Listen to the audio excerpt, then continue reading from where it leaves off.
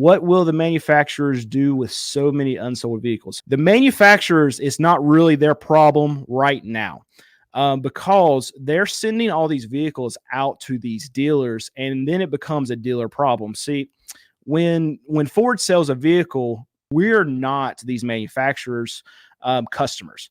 Their customers are their dealers. So all these vehicles that have been produced, they have allocations to be sent out to all these dealers. So there's really not a ton of vehicles that are not being sent out to dealers at this point. We're just now getting to the place where dealers, or at least what I'm hearing from these franchise dealers and the info that we're seeing coming through. These other mediums, right? Dealers are starting now to turn down allocations. So at that point, these manufacturers, if they start loading up on these vehicles, I've heard of cases where lots around Detroit, they're stocking up the big three, a lot of these trucks, because they don't have places to actually put them. That's a very good question, and I can tell you I don't really know the concrete answer for that. And we're probably going to find an answer for this over the next few months, next 6 months, next year, because as more and more of these franchise dealers start turning down these allocations, there's going to be a backlog of this production that's just sitting there that they don't have a place for. When this begins, which is happening right now, what I expect to happen over the next few months is that we're going to start seeing Ford, Stellantis, GM, they're going to start cutting shifts. We've already seen that with some of the EV production, especially in Ford, but you're going to start seeing that with the F-150. You're going to start seeing that with the 1500s, the Rams.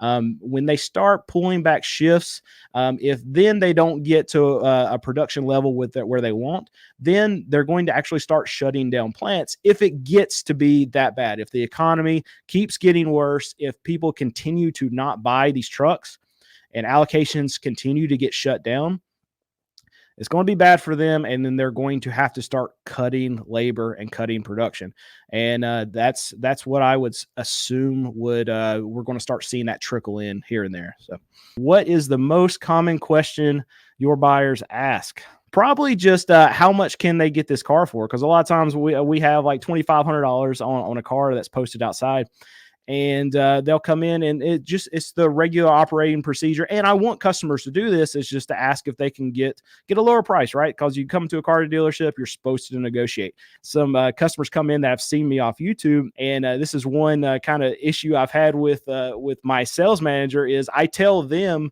to not negotiate on anything, because we price our cars, they're cheap, and we price them for what they're worth, if not way less than that. So we don't really need to negotiate. But because these viewers watch my channel, I'm actually giving them tips to negotiate against us. So I put my sales manager in between a rock and a hard place, because I'm telling these viewers when they come in to make sure you negotiate, because there's always going to be something wrong with a used car. So, so find something wrong with it, and then take it to the sales manager, take it to your salesperson, and say, okay, I need some money knocked off of it. So that's probably the biggest thing, just that they want to negotiate. I'm looking at a 2018 Camry LE with 4,000 miles. It's like new. Owner wants $24,000. I think that's high, but what is a fair price for a 2018 Camry LE? And that's only got 4,000 miles, it's basically an estate sale item. So with it only having 4,000 miles, that's a brand new car. I know it's still 5-6 years old, but that car was bought. It was driven just a little bit. It probably hasn't even had an oil change. It needed to because of the time. So I want you to check that first if you are wanting to purchase it, even though the vehicle has less than whatever the from the factory the oil change needs to be, whether 5,000, 7,000 miles with a newer style car. You still, with that oil sitting there for a while and it not moving through the system, I would still want to go ahead and change it if you do purchase this car. But you can buy a brand new Camry LE. I just looked at them at Toyota dealerships, and I want to say it was like $25,000 to $30,000. So I would say no, this is not a good deal, even though it's a brand new car, but it's 6 years old. Well, you might be able to find one that's actually a 2023 or 2024 and only pay $2,000-3,000 more than this, given that the dealer that you're actually purchasing from is not going to rake you over the coals with any kind of fees, anything like that. I think if I were in your situation, I would not buy that car, and I would spend. I never want to advise people to go out and buy new cars because I think you can find something used, even a few years older, with more miles than this. I mean, really, to tell you the truth, if you get a 2018 Camry with 4,000 miles, it's probably going to be exactly in the same condition and last the same amount of time if you find that same 2018 Camry with 30,000 miles on it. So you can get that one probably for $18,000, somewhere around there, maybe even less than that if you can find one, and find one that's in good condition. Make sure you get checked out by your mechanic before you buy anything that's used.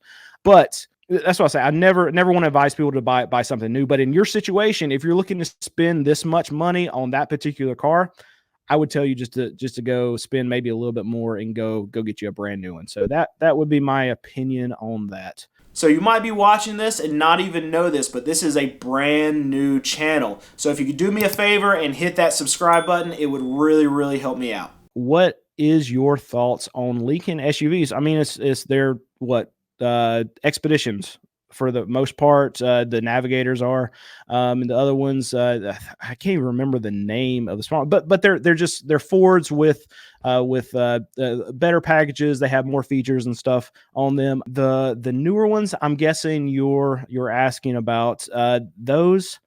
I haven't driven one. I haven't looked into them. I have been in some of the expeditions. I really like the layout that they have. I'm a Ford guy. I have been for a long time. I'm kind of losing my way because I'm having to deal with this stupid F-150 truck that I've got, and planning on getting rid of that sometime soon, hopefully. But I've always liked Ford, and just recently there've been some things coming out through their production that I haven't really been on board with. But really, if you like the way that Ford's set up, if you've been a Ford person, you want something a little bit nicer, you can kind of compare it to. I like Toyota a lot better. They're a lot better, but you can kind of see the difference between Toyota and Lexus, where the Lexus is a step up, have a lot of the same parts, a lot of the same drivetrain, things like that. It's a similar thing to where Ford goes into Lincoln, and I wish I could give you more information on that, but I don't have any. So what's the best state to buy a rust-free Toyota Lexus 2008, 2012 at a good price? I'm in New York and everything is full of rust, willing to go anywhere. Yeah, you gotta come south. So I think probably I'm at the top end of the sweet spot of not having to deal with rust. So you can probably go Virginia and lower. And it depends on exactly where, because I know in the state of North Carolina where I am, if you go out to the coast and you hit some auctions and some dealerships over there, you're gonna get some rust there. And then if you go towards the west side of our state, there's mountains, so there's going to be rust there. I know that there's some auctions that I go towards the mountains, and you actually have to start looking for rust because some of the dealerships from the mountains will actually come in a little bit toward the center of the state and start dropping some of their stuff off there. So even I have to be careful within about an hour and a half radius of where I am, because I know that if I go farther west than where I am, then we have to be more cognizant of actually looking under vehicles to see if there's any rust or anything like that. When you go like down to Florida, south, anywhere around the coast, you're going to see some rust. So you're going to have to be mindful of even where in the state that you're actually trying to find the car from. Georgia, South Carolina, North Carolina, any of those places, I feel like you would be okay, especially since you're on the East Coast. That's as far down as you're going to need to go if you want to find something that's rust free. And a lot of times I'll get, I'm sure there are comments from people from the Northeast that are looking at these cars that I'm buying, and they see that I'm buying something with 150, 200,000 miles. And they're like, that car is not even worth buying. It's going to be disintegrated, right? No, for like a car that's even 15 years old and it's got 200,000 miles on it, I can look at under it, and I've showing you images on some of our videos showing you the underside of these vehicles. And 15 years old, 200,000 miles, you can look at the frame, and the frame looks brand new. So if you're in a place that doesn't have rust, these vehicles, they can last and they can run for a very, very, very long time, and you don't have to worry about rust, and you don't have to worry about them actually disintegrating. So that's just one little extra nugget for the area that I'm in. And I feel bad for you people that are actually in places that have rust, because the kind of cars that I sell around my area, you will never find a dealer like that. You will never find an individual that's selling a car for that cheap, because the stuff that once it gets to 100, 150,000 miles, over 5 years old, 10 years old, those cars are just, they're ready for the junkyard. So I understand where a lot of people are coming from when they're sending me these kind of comments, but they probably don't understand the way that cars actually work around the rest of the country. And in some places you can buy these older cars and they're just fine, and there's no rust, and the frames look good. When would be a good time to buy a used luxury sports car like a BMW M3, M4?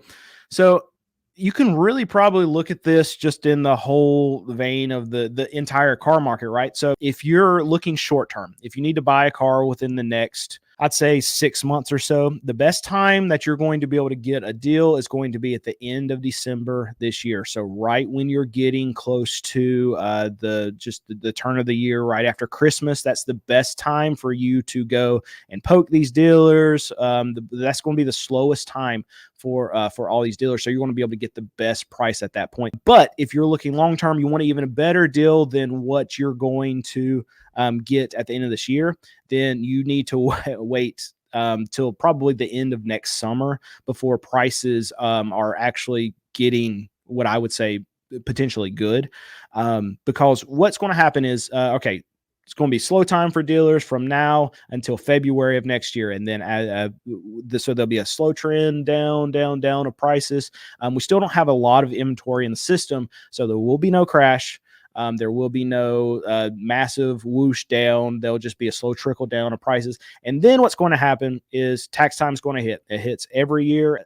This year will be a better tax season than we had this past year, because a lot of these tax credits that were pulled forward from a lot of the government policies, they weren't in effect this year. So people will not have their actual tax check money pulled from them because they used it earlier in the year.